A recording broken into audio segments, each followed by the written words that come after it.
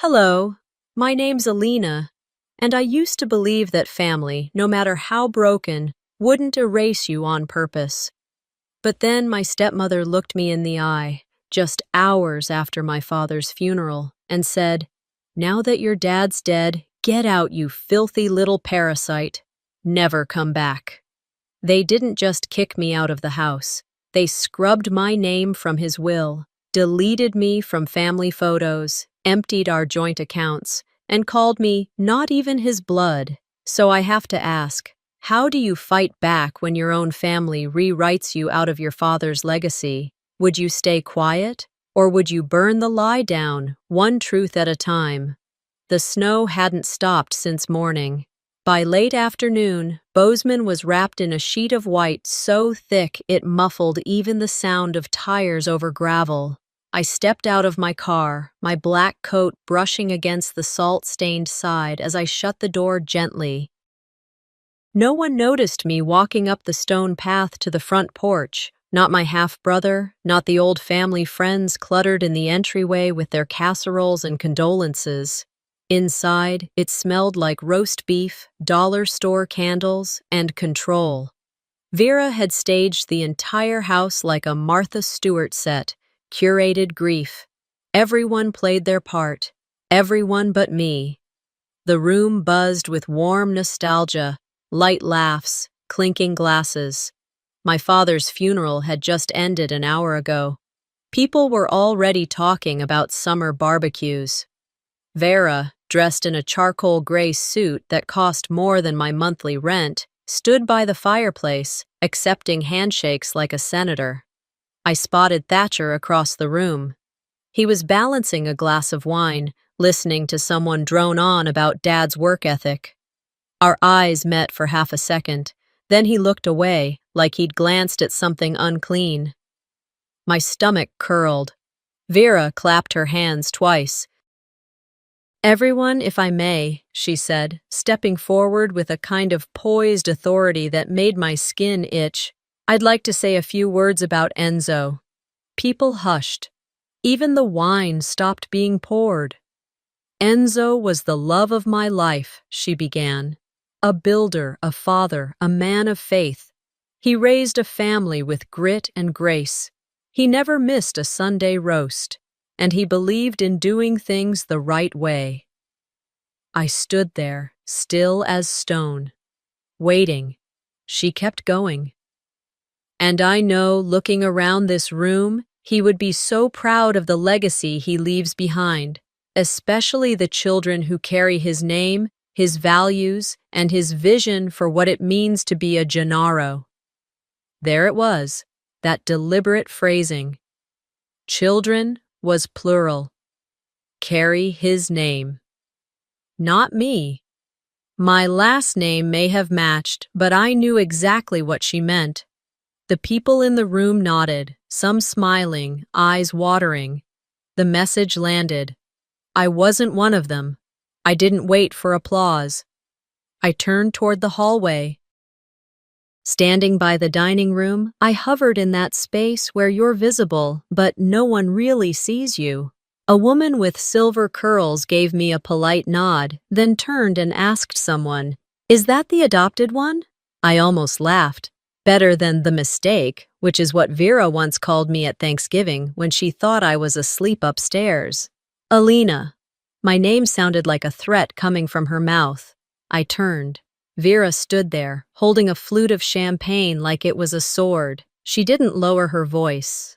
"Now that your dad's dead," she said, smiling like a cat watching a bird twitch, "grieve, pack your bags, and never come back, you filthy little parasite." Someone chuckled. Another shifted uncomfortably. No one said a word in my defense. I didn't give her the pleasure of a reaction. I walked calmly, mechanically, down the hall and locked myself in the powder room. It smelled of bleach and lilies, and I stared into the mirror, gripping the sink. My mascara was still flawless. My life wasn't. I saw him again, just last week, sitting in his recliner, watching football, holding my hand like he used to when I was little.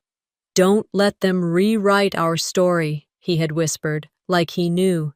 "You were the only one who stayed." I splashed cold water on my face, dried it with a monogrammed hand towel, walked out with my spine straight. Upstairs, the guest room door was ajar. My suitcase was outside the door, already zipped. My father's watch was missing from the dresser where he always kept it. I didn't ask who took it. I slid on my coat, picked up the suitcase, and walked past a cluster of people laughing in the kitchen. No one said goodbye. Out in the car, I didn't cry. I didn't scream. I didn't ask why, or how could they. I just sat there, watching the snow fall under the yellow porch light. My fingers clenched the steering wheel. My jaw ached from holding everything in. I thought grief would be the hardest part. Turns out, being erased hurts more. And as Vera's final words played on loop in my head, a new voice stirred inside me. One I hadn't listened to in years. They think I'm done. I didn't drive straight home after leaving Vera's house that night. My hands were shaking too much, and I needed time to remember who I was before I walked back into a life that suddenly didn't fit me anymore. I ended up pulling into a gas station a few miles outside of Bozeman. It was one of those quiet, out-of-the-way spots where no one asks questions if you sit in your car too long. The heater buzzed faintly, the snow fell slower now, and I dug into my purse to pull out the funeral program. The paper was creased and already soft at the edges from being handled too many times. On the back was a photo collage, supposedly celebrating my father's life. Smiling faces, handshakes, backyards. There was Vera in a wide-brimmed hat at a picnic, and Thatcher holding a hammer beside Dad. Even cousins from North Dakota I hadn't seen since I was 12 made it into a few snapshots. But not me, not a single picture. Not from holidays, not from birthdays, not even from the camping trip last year where I'd cooked every meal and helped Dad down slippery trails while everyone else posed for group shots. Cropped, reframed, removed. I folded the program quietly and placed it face down on the passenger seat. It was late when I finally pulled up to my apartment complex. My little one-bedroom was dark, quiet, and colder than usual. As I stepped inside, my voicemail light blinked on the answering machine. It was my principal. "Alina, please take the time you need. Everyone here knows how close you were with your father. I'm so sorry, truly." Her voice cracked just enough to remind me some people still saw me. I replayed it twice before deleting it. I sat on the living room floor and unzipped the suitcase I'd packed for the funeral. Only half my things were there.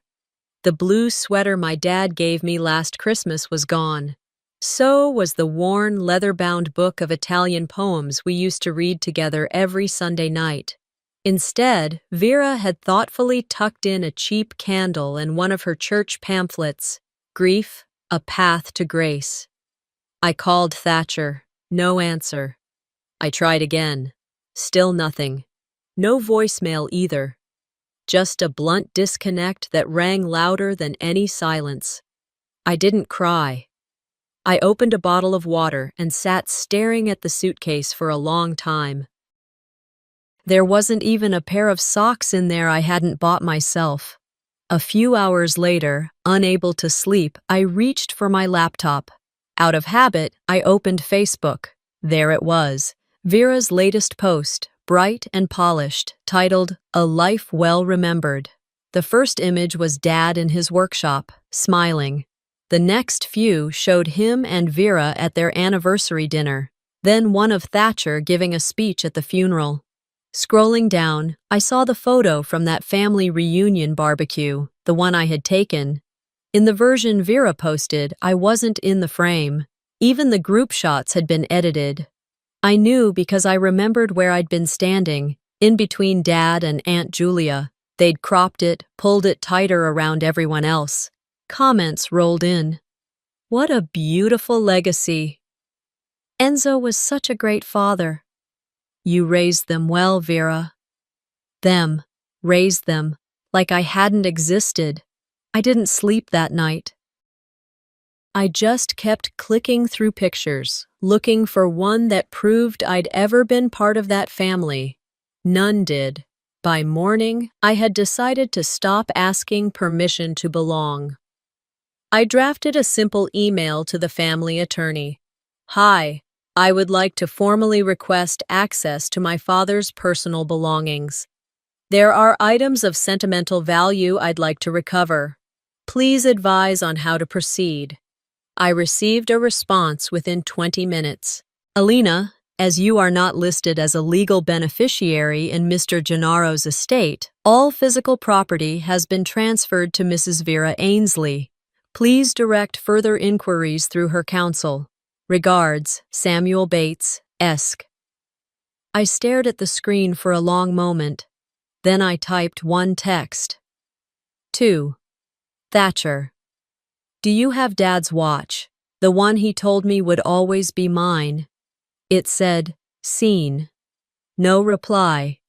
That day, I walked to work instead of driving. The cold helped keep my anger from boiling over. At the school entrance, a student handed me a small sympathy card. I'm sorry about your dad, Ms. Gennaro, she said quietly.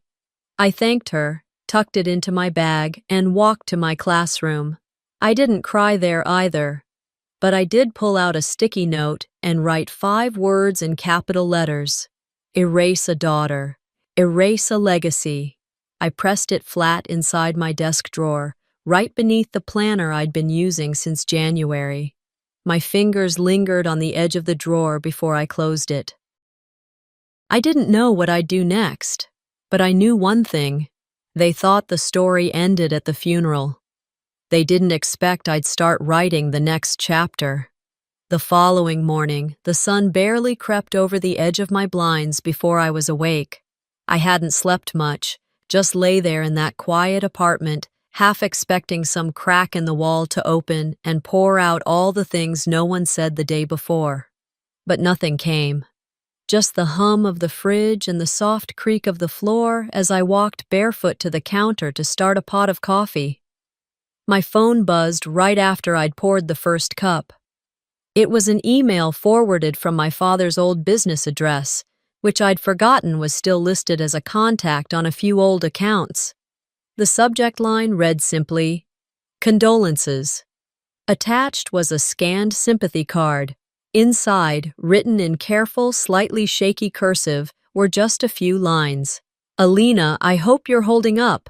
Enzo told me he updated his will last spring. Said he wanted things done the right way. If you need anything, call me. R. Luce, Richard Luce. That name hit like a tuning fork inside my chest. He'd been one of Dad's longest-running clients, and from what I remembered, the kind of man who still opened car doors and paid for things in cash. I hadn't seen him in years, but he was the sort of person Dad trusted, probably more than his own lawyer.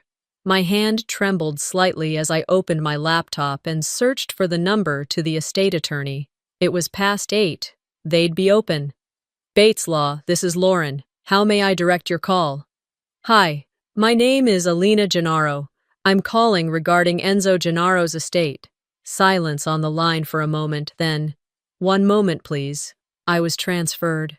A few clicks, then a voice, detached, professional. Miss Gennaro, the estate was closed last week. Your name was not listed among the beneficiaries. Is there something else I can help you with? No, I said, breath catching. That'll be all. I hung up without saying goodbye. That afternoon, I drove down to the courthouse. I walked up the marble steps, feeling like I was pushing through concrete. Inside, the probate office was quiet, save for the scratch of pens and the soft clacking of a keyboard. I'd like to see the will for Enzo Gennaro, I said to the woman behind the desk. She raised an eyebrow, but didn't ask questions. After a few minutes of searching, she handed me a copy. Dated nearly 2 years ago. 2 years.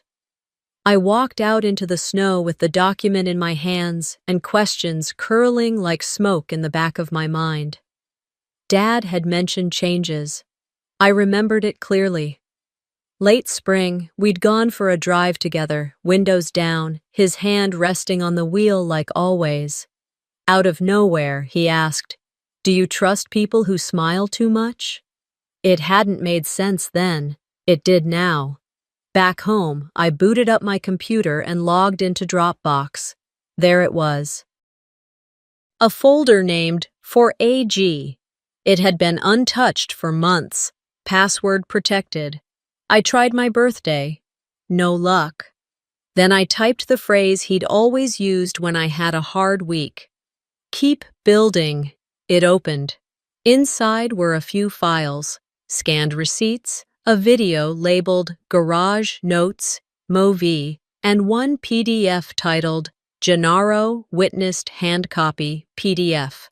But before I opened anything, I called the number from the card.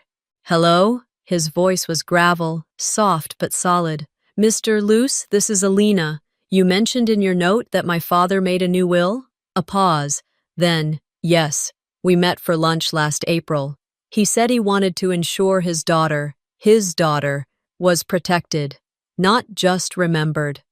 I nodded, though he couldn't see me. "Would you mind meeting?" I asked. We agreed on a small diner near the edge of town, one with a red neon sign that buzzed even in the daytime. When I arrived, Richard was already there, wearing a pressed flannel shirt and sipping black coffee. "You look like him," he said. "I've heard that less and less lately." He slid a flash drive across the table. "I don't have the original. He kept that, but I scanned everything the day he signed it, said it was in case someone got smart." I blinked at the drive. "Did anyone else know?" "Not that I'm aware of, but he seemed worried." Said Vera had become too comfortable. Said if he passed unexpectedly, things might not be what they looked like. We talked for nearly an hour. He didn't over-explain, just gave me facts, dates, confirmed his signature on the witness line. He hadn't seen the final filed will, but hearing what I told him, he seemed to expect it. As I stood to leave, he placed a hand gently on mine. "Be careful," he said. "Vera's more connected than you think. People owe her favors. Some still fear her husband's name, though it was you who carried him through the last few years." Back home, I laid everything out on the kitchen table. The printed copy of the official will, Richard's drive, my own half-filled suitcase, still unpacked from the day everything changed, 2 versions of the truth, 2 paths forward, and only one of them had my name on it. I whispered to the empty room. "You tried to erase me, Vera. Let's see how well you covered your tracks." The air inside First Mountain Bank felt too clean, too temperature-controlled. I hadn't been there in years, not since I tagged along with Dad one summer afternoon when he insisted on showing me how to deposit checks the old-fashioned way. He'd waved to every teller like they were cousins. That day, he bought us both root beers from the vending machine outside. Now, the same carpeted floors muffled the sound of my boots as I approached the counter, birth certificate in one hand, a copy of my father's final bank statement in the other. A young teller, maybe 22, greeted me with a rehearsed smile. She took one look at the paperwork and went pale before mumbling something about needing to get the branch manager. It took 5 minutes, then another 10. When the manager finally arrived, a man in a navy sweater vest with a too-tight smile, he gestured for me to follow him into a glass office near the back. The door clicked shut behind us. "I'm Alina Gennaro," I said calmly, laying the documents on his desk. "My father had a joint account here. I'd like to understand what happened to it." He adjusted his glasses and opened the file. "Yes, Enzo Gennaro. We've had that account on file for quite some time, but it was closed 3 months ago." My pulse kicked up. "By who?" He hesitated. "A person with power of attorney." I stared at him. That wasn't me. He didn't say it, but his face did. He knew exactly who it had been. I'd like to see a copy of the closure documents, I said. He paused again, then nodded and disappeared into the back room. I counted ceiling tiles, 22 across, 8 down. The fourth tile from the left had a faint water stain. When he returned, he carried a folder, thick, manila, sealed with a paperclip. He handed it over like it might bite him. Inside were signed forms, transfer requests, closure authorizations. I scanned the pages until I found the signature line. There, in the lower right corner of the main document, was a familiar scrawl. But it wasn't Dad's. The loops were too tight, the pressure too heavy. My father had written like a draftsman, precise, tidy, confident. This was nervous, messy, overcompensating. I didn't need a handwriting expert to tell me who'd held the pen. May I make a copy of this? I asked, even though I already had my phone out snapping photos. The manager gave a weak nod. Back outside, I sat in my car, flipping through the pictures I'd just taken. My heart wasn't racing. It had slowed to something quieter, focused, controlled, the kind of quiet that comes right before a storm moves in. I didn't drive home. I pulled into the parking lot of a hardware store and sat in the lot, dialing the estate attorney again. This time I hit record on my phone before the call connected. Bates Law. This is Alina Gennaro. I need to ask about financial misconduct related to my father's estate. A beat of silence. Miss Gennaro, I would advise you not to stir up unnecessary confusion. These matters have been legally settled. I'm not confused, I said, steady. I'm documenting, and I'm not going away. Miss Gennaro, if you continue to probe, I cut him off. I'm not probing, I'm proving. I ended the call before he could say another word and watched the screen as the recording saved. Back home, I opened my laptop and created a new folder, Legal Options. I titled the audio file, Threat Bates Call 01.mp3. Then I grabbed the copy of the will from the courthouse and slipped on my coat again. It was late afternoon, and the sun had started dropping fast. I drove to the cemetery. The wind had picked up, carrying the scent of pine and dry snow. The ground was uneven, half-frozen mud with patches of brittle grass. I stood over my father's grave, the engraved words catching the fading light. I pulled the probate copy from my coat pocket, unfolded it, and lit a match. The paper curled instantly, black edges crumbling like burned leaves. I watched it vanish into ash at my feet. Behind me, the sound of approaching steps, heels. Vera's voice cut through the air like glass. Still playing daughter? You never knew how to be one. I didn't turn around. You just burned the wrong version of me, Vera. She chuckled. What's this? A tantrum? You're embarrassing yourself. I turned then, slowly, and met her eyes. Keep digging, I said. You might find more than bones. Her smirk faltered, just slightly. I walked away without waiting for a response. That night, I texted Richard. You were right. She moved money. I'm not staying quiet. I emailed the bank's compliance department with a subject line that read, Urgent, fraud verification request, signature dispute. I attached the scanned form and requested formal handwriting analysis. I CC'd Monica Delgado, a contact from a legal clinic I'd worked with during a school fundraiser years ago.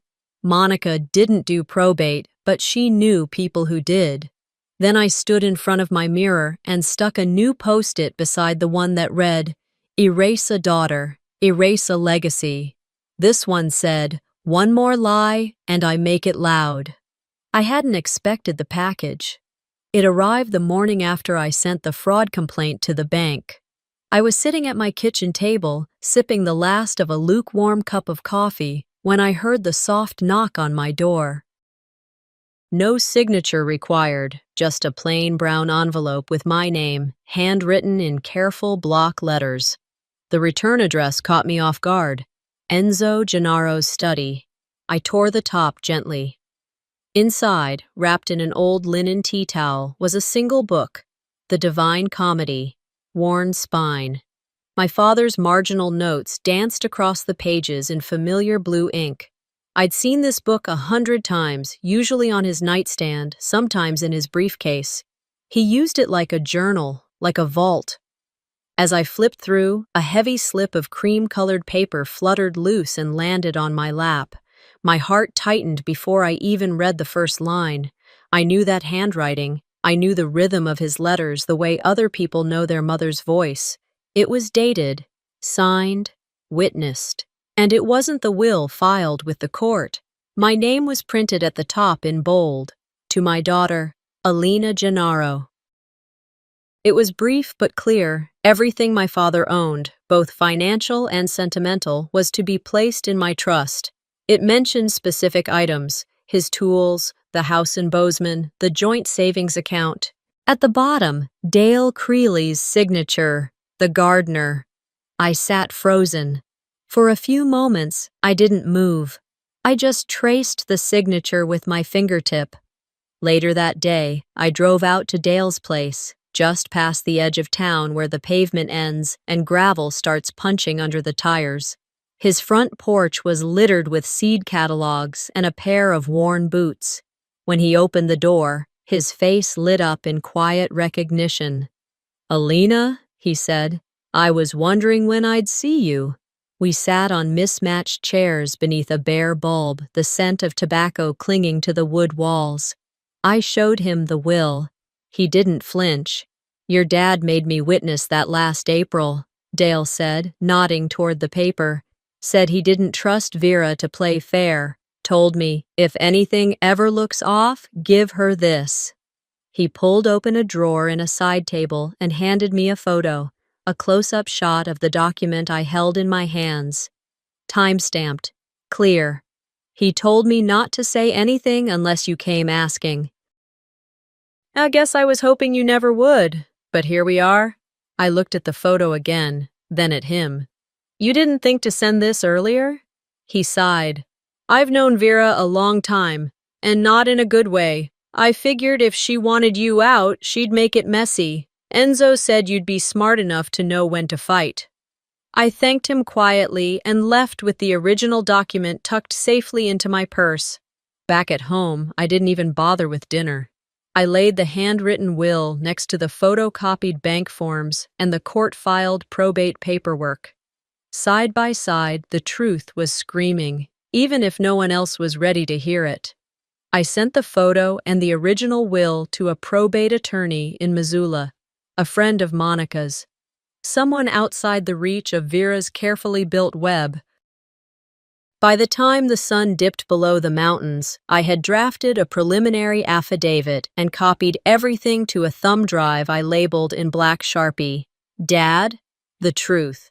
I was brushing my teeth when my phone buzzed. "Vera." Text message. "I heard you're poking where you don't belong." I stared at the screen, the taste of mint drying on my tongue. I took my time responding. "It was never yours to bury." I left it at that. Then I walked over to the wall beside my desk, printed the photo Dale gave me, and pinned it right next to the sticky note. "Erase a daughter. Erase a legacy." Beneath the photo, I added a new one in red marker. "You wanted silence. I'll give you documentation." I stepped back and looked at that wall. It wasn't much to anyone else, but to me, it was a war map, and I was done playing quiet. The next morning, the frost on my windshield was stubborn. I scraped it slowly, deliberately, as if clearing the ice could do something to the fog in my chest. With the photo of Dad's will now hanging beside my desk and the flash drive safe in my bag, I felt something unfamiliar. Momentum. By 9:30, I was sitting in a corner office downtown, the walls lined with certificates and case photos. Monica Delgado, the probate attorney Monica from Missoula had referred me to, reviewed every document I laid out in front of her. She didn't rush. She didn't smile either, not until she hit the signature on the bank closure form. "This isn't Enzo's signature," she said, turning the page sideways. "And it's not close." I already knew it, but hearing someone say it, someone who mattered in court, made it feel real in a new way. She flipped to another page, then looked at me. "We'll start with a fraud complaint, both financial and estate-related. I'll also need a notarized statement from you and Dale. The timeline matches what you've told me. We'll have enough to raise a red flag, maybe more." For the first time in weeks, I breathed without feeling like I was being watched. Back home, I boiled water for tea and watched snow collect at the windowsill. The kettle hadn't even whistled when my phone buzzed. A notification from Monica's office. Subject line: Formal notification sent. Ainsley Estate. CC, Vera Ainsley. Message: Pending legal action, financial misconduct and document forgery. The second buzz came seconds later, a name I hadn't seen light up my screen in days. "Thatcher, what are you doing?" he asked, skipping hello. His voice was clipped, panicked. "You're going to blow this whole thing up. You know that, right? She's what?" I asked, steady. He didn't answer. "You let her destroy everything," I said, "the day you chose silence." There was a long pause. Then the line went dead. No apology, no defense. I turned off my phone and sat at the table, staring out at the snow. Then I got to work. For the rest of the afternoon, I pulled every scrap I had. Email exchanges with Dad, texts about account updates, holiday cards where he wrote inside jokes only we understood. I matched handwriting samples. I printed statements and highlighted transactions that didn't line up. I gathered everything Vera could try to dispute. Monica texted back by dusk. "Got your files? Building your affidavit. We'll hold formal filing until face-to-face confrontation. Prep for fireworks." And then, "You okay?" I replied with one word: focused. It was dark when I drove across town to meet with Harold Evans, the attorney who'd prepared the earlier version of Dad's will. He worked out of a one-story office attached to his house and greeted me wearing a cardigan and moccasins. The man was 70 if he was a day, but his handshake still had conviction. "Your father was nervous," he said, flipping through the handwritten will I brought. "Told me not to trust Vera if anything happened suddenly. I didn't want to get involved, but I recognize this. It matches what we discussed in March last year. He didn't file it through me, though." "Do you remember what he said exactly?" Harold nodded. "He said, 'I'm writing this down myself because I don't trust anyone but Alina.' And then he asked if I knew a good shredder. I thanked him, got the confirmation in writing, and left before the snow got heavier. I saw Vera's name pop up on my screen 6 times on the drive back. I didn't pick up. The 6th time, I blocked her number. Later that night, with the house quiet and the documents spread across the table, I pulled out my journal and wrote, "They forged my name in the narrative. I'm writing myself back in, permanently." The words didn't feel poetic. They felt earned. I needed air. I slipped on Dad's old flannel and boots and drove out to the cemetery. The gate was still open. No one else was there. I walked up to his grave, carefully, step by step, and sat beside it on the icy grass. I stayed silent at first, just breathing, just listening to the cold. Then I spoke softly.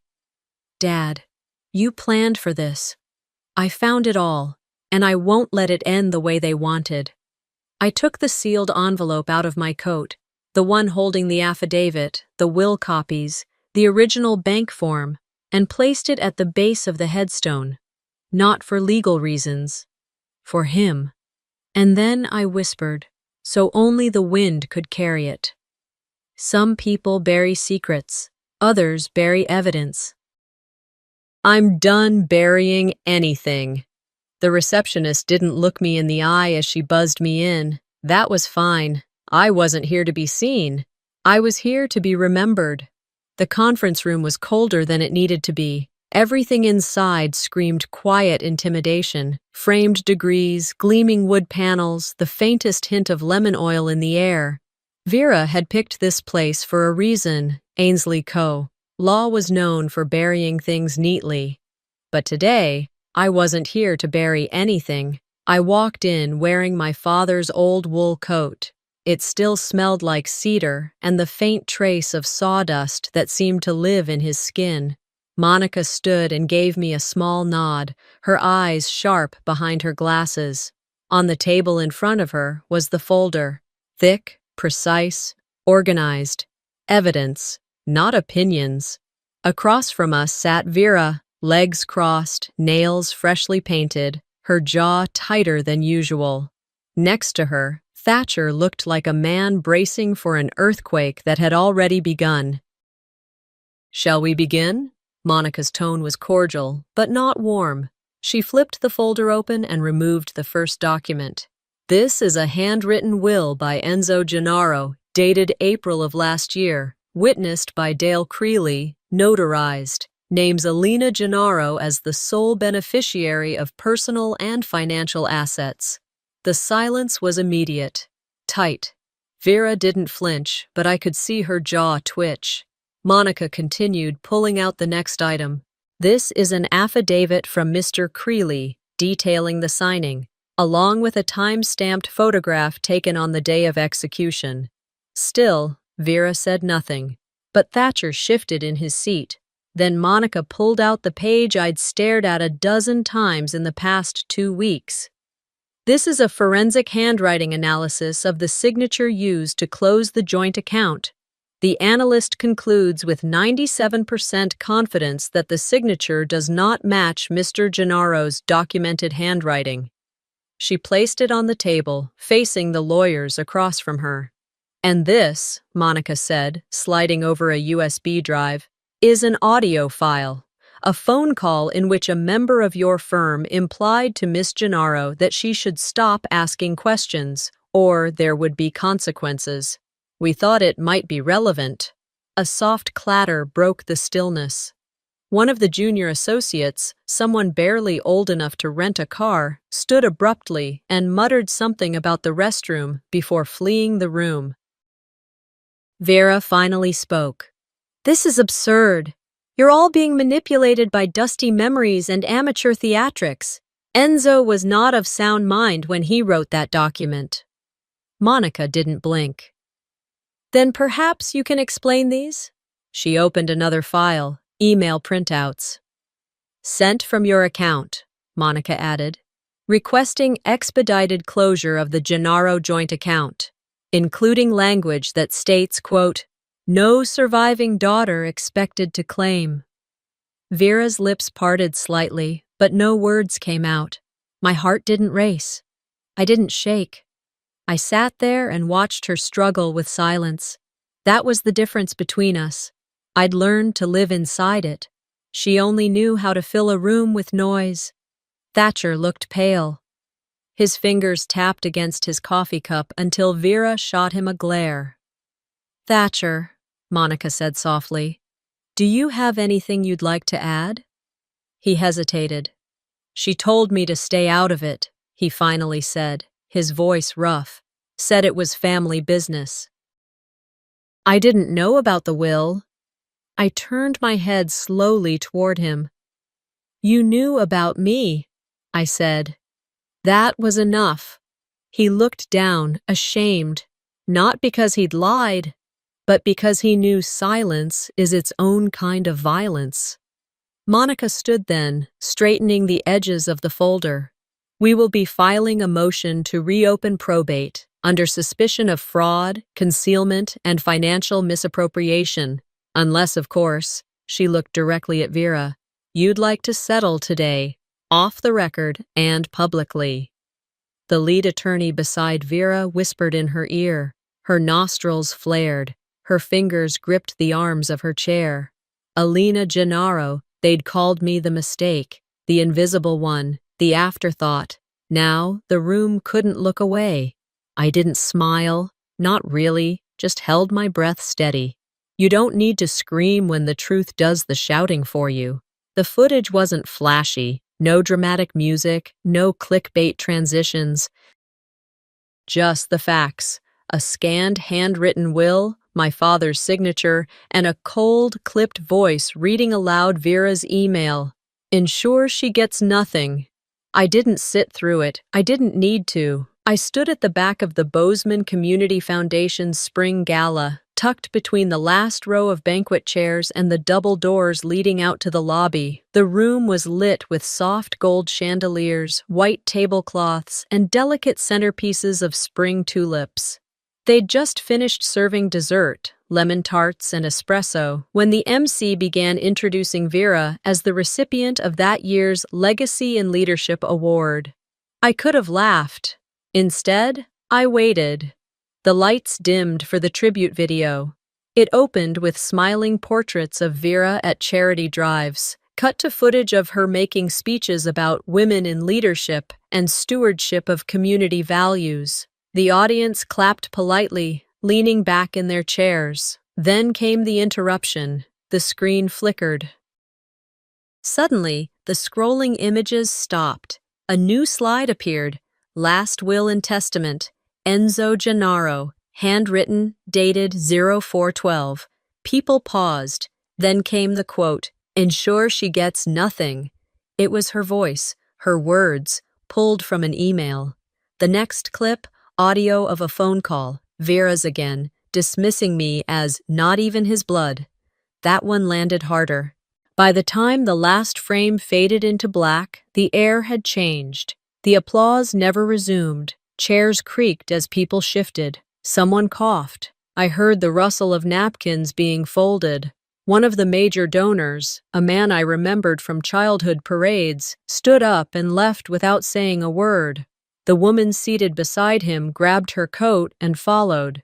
Vera rose slowly from her table, clutching the back of her chair. "I didn't authorize," she started.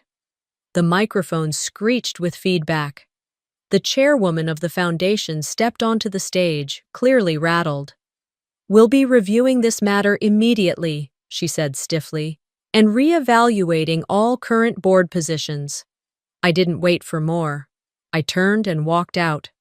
Outside, the spring night was cold enough to cut through my coat. I kept walking until I hit the edge of the lot, then paused under a flickering lamppost. I took out my phone and opened my notes app. I copied and pasted the statement I'd drafted earlier that day and posted it across every platform I still had access to. Justice isn't about humiliation, it's about correction. My father's name, and mine, deserve better, and now we'll have it. Within an hour, my inbox lit up. Former students, teachers I hadn't spoken to in years, even a few of Dad's old friends from the building crew. All of them reposted, shared, added their own memories. By morning, Vera's name had been pulled from the foundation's website. Her profile on the Women's Leadership Council was under review. A conference where she was scheduled to speak issued a statement. "We stand by transparency and ethical stewardship." She hadn't just lost a title, she lost her audience. A few days later, a plain envelope appeared in my mailbox. No return address. Inside was a blank check and one sentence, scribbled in faint pencil. I was wrong. No name, no signature. But the handwriting, I'd seen it before. Vera's, pressed harder than usual, maybe from anger, maybe from shame. Thatcher called the same week. I didn't answer. He sent a message. "I've resigned from Ainsley Construction.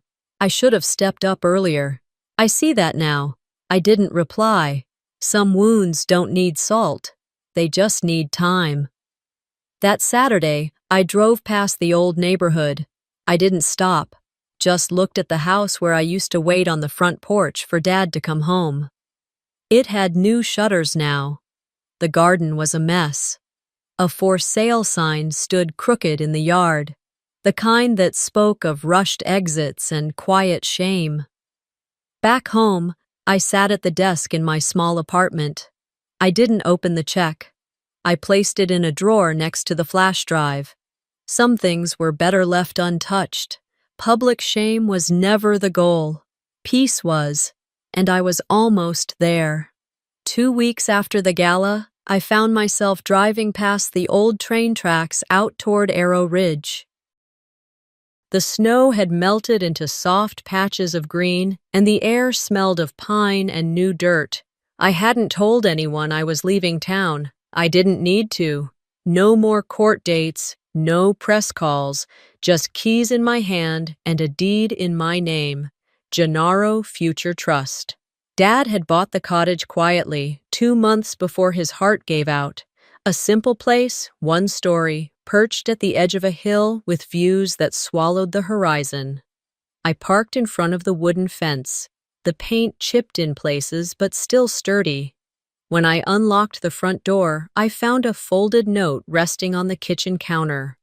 For the life you deserve to live, finally on your terms. I didn't cry. I touched the paper like I was shaking his hand one last time. Then I opened every window, let the air in, and walked the perimeter of the house slowly, like I was meeting something sacred for the first time. The place was humble. 2 bedrooms, a stone fireplace, shelves lined with books he'd probably intended for me. As some still had sticky notes, Alina, P. 76, or reminds me of that camping trip. A week later, while setting up the internet, I logged into one of Dad's old Gmail backups, a habit born of cleaning out digital dust. Buried in a folder labeled AG was a single draft email. It was never sent. The subject line was blank, but the message wasn't. If I'm gone and she comes for you, don't fight like I did. Fight smarter. You're the best thing I ever built, Alina. Don't let them tear that down. I leaned back in the chair and let the screen blur. The cursor blinked at the end of his sentence like it was waiting for me to reply. I didn't type anything. Instead, I printed it, folded it, and pinned it beside the others. His will, the affidavit, the note from Dale. Not because I needed proof anymore, but because I wanted to remember the version of him that prepared for this, who saw me clearly when no one else did. That summer, I launched the Gennaro Legacy Fund. It wasn't grand. No national campaigns, no TV spots, just a website, a mission, and a small board of women who knew what it felt like to be talked over, passed by, or boxed out of their own family story. The first scholarship went to a high school student named Lila who wanted to study architecture. When I handed her the envelope at a community center event, she looked at me and whispered, "My mom said you must be brave." I just smiled. "You don't need to scream to exist," I told the room. But when someone tries to silence you, make sure your legacy speaks louder. A month later, I came home one morning after walking the trail behind the cottage and noticed an envelope tucked under the welcome mat. No stamp, no name. Inside was a photo of me and Dad from my 12th birthday. Me in braces and pigtails, him holding a cake with way too many candles. On the back was a note in a handwriting I recognized immediately. "You were always there for him. I wasn't. I'm sorry." Thatcher. No grand apology, no explanation, but in that sentence, he finally showed up. I didn't call. I didn't reply. I tucked the photo into a frame on the mantel, right beside a copy of Dad's tool belt, now hanging like a relic in my front hallway. That evening, I sat by the fireplace, sipping chamomile tea as the wind brushed against the window panes. A box of old family photos rested on my lap. I opened it and began labeling them, carefully, truthfully, no edits, no exclusions. I wrote names with full dates, small anecdotes in the margins. They'd tried to write me out, but I rewrote the ending. I paused over one photo, Dad smiling in the backyard, sunlight catching his hair, my 12-year-old self clinging to his arm. Vera faded into a footnote. I, finally, became the headline of my own story. Some families won't scream when they cut you out. They'll just smile while doing it. But legacy isn't just about who's written in the will. It's about who shows up, who stays, and who carries the truth when no one else will. Have you ever been quietly erased and had to fight for your place all over again? If this story struck a chord, share your thoughts below. And don't forget to subscribe for more powerful true-life revenge stories that remind us silence isn't weakness. Sometimes it's just the calm before the storm.